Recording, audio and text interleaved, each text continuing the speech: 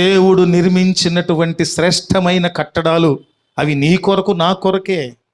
మనుషులమైన మనం నిర్మించుకునే కట్టడాలు దేని కొరకు అనే ప్రశ్న మనకు రావాలి.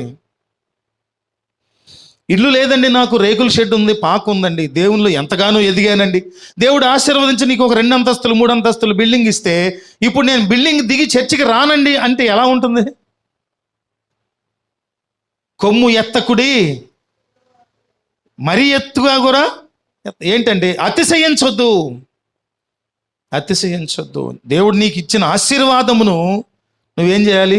గ్రహించి కృతజ్ఞత కలిగి బతకాలి. కానీ దేవుడు ఉగ్రతలు పంపిస్తున్నారు, జలప్రళయాలు రప్పిస్తున్నారు కాబట్టి విధేయులమై దేవునికి లోబడి పరిశుద్ధులుగా ఉందాం అనుకోకుండా మనము దేవుని కంటే ఎత్తైనటువంటి శిఖరాల కంటే ఎత్తైనటువంటి ఆకాశమునంటేటంత ఎత్తైన శిఖరాలు కట్టుకొని తలదాచుకుందాం అంటే నువ్వు కట్టే